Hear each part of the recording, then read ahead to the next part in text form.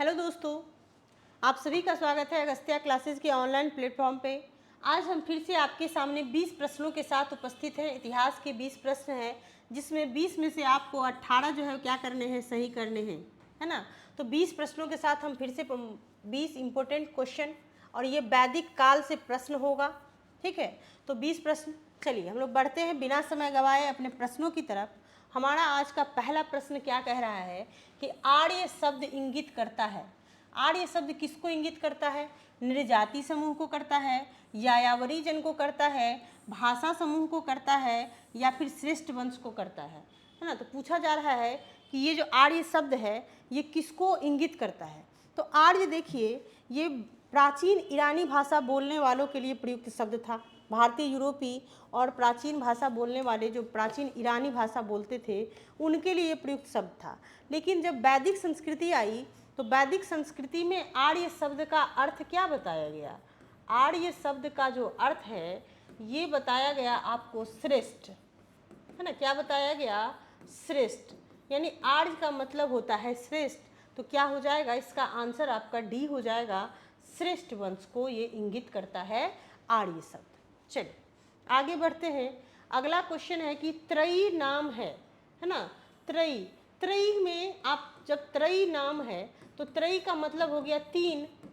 तो तीन मतलब हो गया तो तीन वेदों का, धर्म संग युद्ध का, इसमें भी तीन है, हिंदू धर्म के तीन देवताओं का, या फिर तीन मौसमों का। तो पूछा गया कि त्रयी किसको बोला गया। तो त्रयी बताना है किसको बोला गया, तो तीन वेद को बोला गया, है ना। त्रयी किसको बोला गया? तीन वेदों को जो है वो त्रयी नाम दिया गया। कौन कौन सा? तो ऋग्वेद, यजुर्वेद, है ना, इसको वेद त्रयी भी बोलते हैं, इसको वेद त्रयी भी कह सकते हैं, है ना, और सामवेद। तो तीन हो गया। इस तीनों वेद को मिला करके क्या बोला गया? वेद त्रयी, या फिर त्रयी भी कह सकते हैं, या वेद त्रयी कह सकते हैं, ठीक है। चलिए अगला क्वेश्चन है कि किस वैदिक ग्रंथ में वर्ण शब्द का सर्वप्रथम नामोल्लेख मिलता है। यानी किस वेद में जो है, ऋग्वेद, अथर्ववेद, सामवेद, यजुर्वेद, इसमें से किसमें आपको वर्ण शब्द लिखा हुआ मिलता है ना। वर्ण शब्द किस में मिलता है? वर्ण शब्द, वर्ण जो है इसका सर्वप्रथम उल्लेख कहाँ किया गया? इसका सर्वप्रथम उल्लेख आपको ऋग्वेद में किया गया है। कहाँ पर किया गया? ऋग्वेद में। तो वर्ण शब्द जो है ये रंग के अर्थ में, और कहीं कहीं पर देखिए व्यवसाय चयन के अर्थ में भी इसका जो है वो प्रयोग होता है ना। वर्ण मतलब रंग भी होता है, और वर्ण मतलब जाति भी बनाया गया है ना। जिसमें देखिए कि गौड़ वर्ण, कृष्ण वर्ण, ये हो गया रंग के क्षेत्र में। और इधर देखिएगा तो जैसे ब्राह्मण हो गया, क्षत्रिय हो गया, वैश्य हो गया, शूद्र हो गया, ये भी एक प्रकार का वर्ण ही कहलाता है। तो ऋग्वेद में, है ना, सबसे पहले कहाँ उल्लेख मिलता है? ऋग्वेद में। चलिए अगला है कि वर्ण व्यवस्था से संबंधित पुरुष सूक्त मूलतः पाया जाता है ना। तो पुरुष सूक्त कहाँ पाया जाता है? मूलतः पुरुष सूक्त कहाँ मिला है? तो ये ऋग्वेद में ही मिला है जी, है ना। पुरुष सूक्त जो है ये कहाँ पर? ऋग्वेद में, ठीक है। तो ये जो पुरुष सूक्त है ऋग्वेद के 10वें मंडल में आपको मिल जाएगा। कहाँ पर मिलेगा? ऋग्वेद के 10वें मंडल में, है ना, पुरुष सूक्त का वर्णन है। पुरुष सूक्त का वर्णन है, ठीक है। चलिए कर निम्नलिखित में से कौन सा ब्राह्मण ग्रंथ ऋग्वेद से संबंधित है ना। कौन सा ब्राह्मण ग्रंथ जो है वो ऋग्वेद से है? ऐतरेय ब्राह्मण, गोपथ ब्राह्मण, शतपथ ब्राह्मण, या फिर तैत्तिरीय ब्राह्मण। तो क्या पूछा जा रहा है कि ये जो है ब्राह्मण ग्रंथ ये ऋग्वेद से किसका संबंध है? कौन से ब्राह्मण ग्रंथ का जो संबंध है वो ऋग्वेद से किया गया है। तो ऋग्वेद में क्या हो जाएगा? ऐतरेय जो है ये ऋग्वेद से है ना। शतपथ देखिएगा तो ये यजुर्वेद से है, यजुर्वेद, है ना। और गोपथ किससे है? तो गोपथ देखिए अथर्ववेद से है, ठीक है। तो ऐतरेय किससे हो जाएगा? ऋग्वेद, है ना। ऐतरेय किससे हो गया? ऋग्वेद से हो गया, ठीक है। सामवेद से क्या होता है बताइए? तो सामवेद का पंचविश हो जाएगा, है ना। सामवेद का क्या हो जाएगा? पंचविश, ठीक है, और ऋग्वेद का ऐतरेय हो गया। चलिए आगे बढ़ते हैं अगले प्रश्न पे। अगला है ऋग्वेद संहिता का 9वां मंडल पूर्णतः किसको समर्पित है? हाँ, ऋग्वेद में देखिएगा तो बहुत सारे देवी देवताओं का वर्णन मिलता है, जिसमें सबसे ज़्यादा इंद्र का, है ना, सबसे ज़्यादा बार आपको इंद्र का नाम मिलेगा, इंद्र देवता का, फिर अग्नि का है। तो पूछा गया कि 9वां मंडल किसको समर्पित है, किस देवता को? इंद्र और उनका हाथी, उर्वशी एवं स्वर्ग, पौधों और जड़ी बूटियों से संबंधित देवतागण, या सोम और स्पे पर नामांकित देवता? तो किसको है? तो ये जो 9वां मंडल है ये पूर्णतया देवता सोम को समर्पित है ना? किसको? देवता सोम को समर्पित है, सोम देवता, है ना, सोम देवता को, यानी सोम और इस पेय पदार्थ। पहले जो देवता लोग थे ये लोग क्या पीते थे? ये लोग सोमरस पीते थे, है ना। इंद्र की जब, इंद्र भगवान की जब सभा लगती थी तो एकदम राजे महाराजे की तरह से इंद्र भगवान यहाँ बैठते थे, इनके सामने अप्सराएं डांस करती थी और यहाँ सोमरस रखा होता था और सोमरस का पान करते थे, है ना। थोड़ा सा रईस देवता है इंद्र भगवान। चलिए, तो सोम और इस पेय पर नामांकित देवता को समर्पित है ये 9वां मंडल। चलिए अगला है कि निम्नलिखित में से किसका संकलन ऋग्वेद पर आधारित है ना। ऋग्वेद पर आधारित किसका संकलन है? यजुर्वेद का, सामवेद का, अथर्ववेद का, या फिर इनमें से कोई नहीं? आपसे पूछा जा रहा है कि किसका संकलन जो है वो ऋग्वेद पर आधारित है, तो ये हो जाएगा सामवेद, है ना। हम लोग क्या देखते हैं कि यजुर्वेद में क्या है, इसमें यज्ञ अनुष्ठान, है ना, इन सभी बातों की जो है जानकारी दी गई है। सामवेद मतलब संगीत, संगीत जो है यहीं से जन्म लिया है, इसी सामवेद से संगीत का जन्म हुआ है। गान वादन के बारे में इसमें बताया गया। अथर्ववेद में क्या है? जादू टोना, तंत्र मंत्र, ये सब जो है तंत्र मंत्र विद्या, जादू टोना, ये सब आपको अथर्ववेद में मिल जाएगा। चलिए अगला है कि भारत के किस स्थल की खुदाई से लौह धातु के प्रचलन के प्राचीनतम प्रमाण मिले हैं, है ना। लौह धातु हम लोग क्या पढ़े थे कि सिंधु घाटी के लोग लोहे से परिचित नहीं थे, है ना। पढ़े थे कि सिंधु घाटी के जो लोग थे ये लोहे से परिचित नहीं थे, लोहे से परिचित नहीं थे, है ना। लेकिन वैदिक सभ्यता में आकर के देखिए, ऋग्वैदिक काल में आकर के लोहे का प्रचलन जो है वो शुरू हो गया। तो पूछा जा रहा है कि कहाँ से जो है ये लौह धातु के प्रचलन के प्राचीनतम प्रमाण मिल गए, है ना। ये मिले हैं कहाँ से? अतरंजी खेरा, अतरंजी खेरा से क्या मिल गया है? लौह धातु के प्रयोग का प्रमाण मिल गया, है ना। अहिछत्र से, आलमगीरपुर, मथुरा, रोपड़, श्रावस्ती, काम्पिल, इन सभी जगहों की जब खुदाई हुई तो लौह युगीन संस्कृति के यहाँ से क्या मिले? अवशेष मिले। चलिए आगे है कि उपनिषद पुस्तक है धर्म पर, विधि पर, योग पर या दर्शन पर। तो उपनिषद पुस्तक किस पर आधारित है? उपनिषद पुस्तक जो है ये किस पर आधारित है? तो ये दर्शन पर आधारित है ना। किस पे आधारित है? दर्शन पर। और इसको वेदांत भी कहते हैं। क्या कहते हैं? वेदांत भी कहते हैं, ठीक है। चलिए निम्नलिखित में से किस एक वैदिक साहित्य में मोक्ष की चर्चा मिलती है ना। मोक्ष प्राप्ति कहता है मोह माया त्याग दो तब जाके मोक्ष मिलेगा, है ना। जब तक मन में मोह माया है तब तक मोक्ष की प्राप्ति नहीं होगी।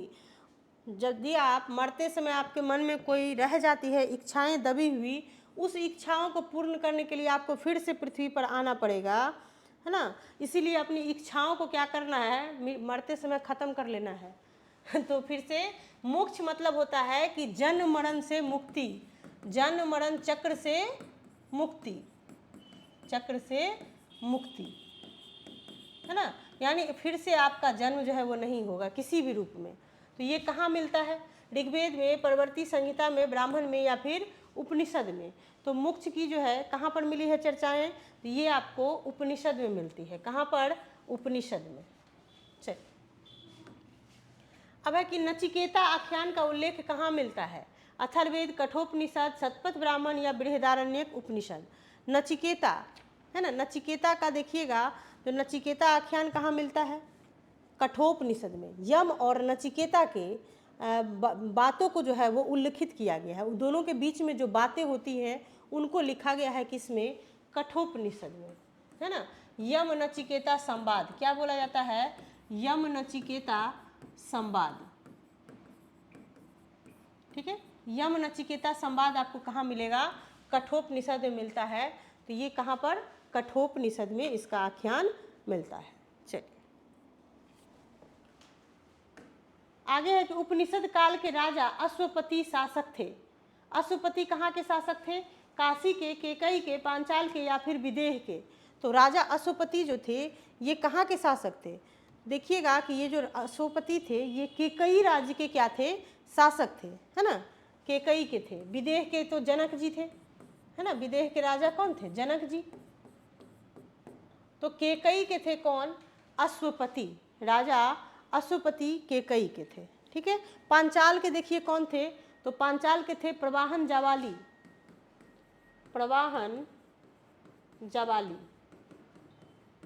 है ना। ये कहाँ के थे, प्रवाहन जावाली, तो ये थे पांचाल के। और काशी के कौन थे, तो काशी के जो प्रमुख थे ये अजात शत्रु थे उस समय। चलिए, और केकई के थे अश्वपति। अगला है कि निम्नलिखित में से वैदिक साहित्य का सही क्रम कौन सा है। वैदिक संहिता, ब्राह्मण, आरण्यक, उपनिषद। वैदिक संहिता, उपनिषद, आरण्यक, ब्राह्मण। वैदिक संहिता, आरण्यक, ब्राह्मण, उपनिषद, या फिर वैदिक संहिता, वेदांग, आरण्यक, स्मृतियाँ। तो इसे पूछा जा रहा है कि कौन सा जो है सही क्रम है वैदिक संहिताओं का। सही क्रम क्या हो जाएगा, तो सबसे पहले हो जाएगा वैदिक संहिता, फिर हो जाएगा ब्राह्मण, फिर हो जाएगा आरण्यक, और उसके बाद होगा उपनिषद, है ना। उसके बाद क्या हो जाएगा, उपनिषद। चलिए अगला है कि ऋग्वेद में निम्नांकित किन नदियों का उल्लेख अफगानिस्तान के साथ आर्यों के संबंध का सूचक है। तो देखिए ऋग्वेद में जितनी भी नदी का वर्णन है इसमें देखिएगा तो सबसे ज़्यादा सिंधु नदी का वर्णन है ना। मेरा नाम याद रख लीजिएगा, अगर ऐसे याद नहीं हो तो सबसे ज़्यादा बार ऋग्वेद में जो है सिंधु नदी का उल्लेख है ना, सिंधु नदी का। तो बोला गया कि अफगानिस्तान में कौन नदी, तो कुभा और कुरुमु, ये दोनों अफगानिस्तान में है ना। अस्किनी का नया नाम क्या है, चिनाब। परुसनी का नया नाम क्या है, रावी, ठीक है। बिपाशा का नया नाम है ब्यास, और सतुद्री का नया नाम है सतलज, ठीक है। चलिए समझ गए। लेकिन आपको अफगानिस्तान के साथ आर्यों का संबंध पूछा जा रहा है, तो कुरभा कुरमू, है ना। कुभा और कुरुमू जो है ये कहाँ का नदी है, ये अफगानिस्तान की नदी है। कुभा मतलब काबुल, है ना, और कुरुमू मतलब कुर्रम, ये हो गया कुर्रम, और कुभा हो गया काबुल, है ना, वर्तमान नाम। चलिए अब है कि भारतीय संस्कृति के अंतर्गत रीत का अर्थ क्या है। रीत का अर्थ है प्राकृतिक नियम, मानवीय नियम, कृत्रिम नियम, या फिर इनमें से कोई नहीं, सामाजिक नियम, है ना। तो कौन सा हो जाएगा इसमें, रीत का अर्थ जो है वो क्या होता है, तो रीत का अर्थ जो है ये होता है प्राकृतिक नियम, है ना। क्या होता है, प्राकृतिक नियम। रीत मतलब प्राकृतिक नियम होता है। तो ऋग्वेद में देखिएगा तो धर्म के अतिरिक्त दूसरा शब्द मिलता है रीत, है ना। रीत मतलब होता है विश्व की नैतिक एवं भौतिक व्यवस्था। क्या होता है, विश्व की नैतिक एवं भौतिक व्यवस्था, है ना।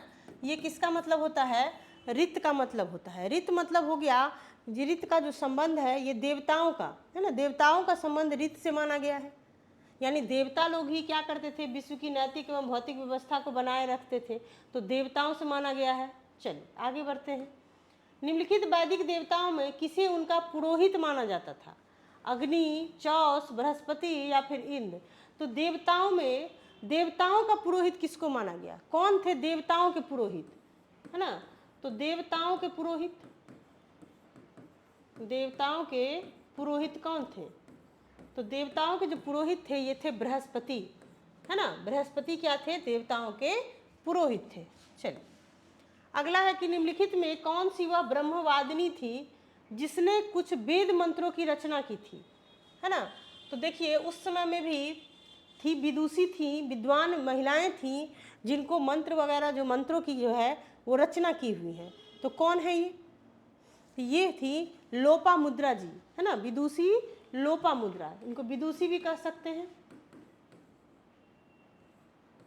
है ना। विद्वान का जो है फेमिनिन जेंडर में आप विदुषी लिखते हैं, तो लोपामुद्रा क्या थी, विदुषी थी, है ना। इन्होंने क्या किया है, वेद मंत्रों की रचना की है। इनके अलावा अपाला थी, घोषा थी, विश्वबाड़ा, है ना। और ये लोपामुद्रा जो है ये किनकी पत्नी थी, अगस्त्य ऋषि की पत्नी थी, है ना, अगस्त्य ऋषि, अगस्त्य ऋषि की पत्नी थी, ठीक है। अगस्त्य ऋषि की पत्नी थी कौन, लोपामुद्रा।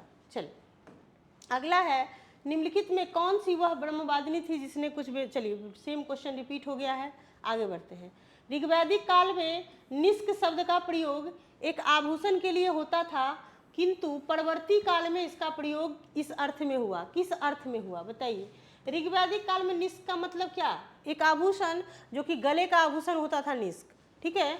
लेकिन कह रहा है परवर्ती काल में, उसके बाद के कालों में जो है निष्क शब्द का क्या अर्थ है, शस्त्र, लिपि, कृषि औजार या फिर सिक्का, है ना, ये पूछा जा रहा है। तो क्या हो जाएगा, वैदिक काल में हमने क्या कहा कि गले का यानी सोने का हार, सोने का हार या गले का हार लिखिए, सोने का हार नहीं, गले का हार, गले का हार, इसको क्या बोलते थे, इसको बोलते थे निष्क। कब, तो ये बोलते थे हम लोग ऋग्वैदिक काल में, ऋग्वैदिक काल में। लेकिन पर उसके बाद के कालों में हमने उसका प्रयोग किस अर्थ में किया, तो इसका जो प्रयोग है वो सिक्का, है ना, किस रूप में किया, सिक्का। निष्क का मतलब क्या हो गया, सिक्का हो गया, है ना, सिक्कों का व्यवहार, तो सिक्कों के रूप में हमने क्या किया, इसका प्रयोग किया। 14वीं सदी ईसा पूर्व का एक अभिलेख जिसमें वैदिक देवताओं का वर्णन है, कहाँ से प्राप्त हुआ है, एक बताना से, बेबीलोन से, बोगाजकोई से या बिशोटुन से। पूछा जा रहा है कि 14वीं सदी ईसा पूर्व का एक अभिलेख जिसमें वैदिक देवताओं का वर्णन है, वो जो है वो कहाँ से मिला है ना। तो कहाँ से प्राप्त हुआ है, ये प्राप्त हुआ है बोगजकोई, है ना, ये बोगजकोई से क्या हुआ है, प्राप्त हुआ है। 14वीं सदी ईसा पूर्व का ये अभिलेख है, और इसमें देखिएगा बोगाजकोई ये एशिया माइनर में स्थित है। कहाँ पर स्थित है ये, एशिया माइनर, एशिया माइनर में स्थित है ना। तो एशिया माइनर में स्थित है, और यहाँ से यह अभिलेख मिला, इसमें ऋग्वैदिक काल के देवताओं का क्या मिला है, वर्णन मिला है, जिसमें देखिए कि इंद्र, वरुण, मित्र, नासत्य, इन सभी का उल्लेख जो है ज्ञात हुआ है। तो क्या पता चलता है इससे ये पता चलता है कि वैदिक आर्य जो थे ये ईरान से होकर ही भारत आए होंगे। ऐसा अनुमान लगाया गया कि वैदिक आर्य लोग ईरान से होकर के कहाँ आए होंगे, भारत आए होंगे। तो एशिया माइनर स्थित, ठीक है, बोगाजकोई। चलिए, तो आज के 20 प्रश्नों को हम लोगों ने क्या किया, कंप्लीट कर लिया। फिर से अगले वीडियो में 20 प्रश्नों के साथ आपके सामने हम फिर से उपस्थित होंगे। तब तक के लिए जय हिंद, खुश रहिए, मस्त रहिए, पढ़ते रहिए। जय हिंद।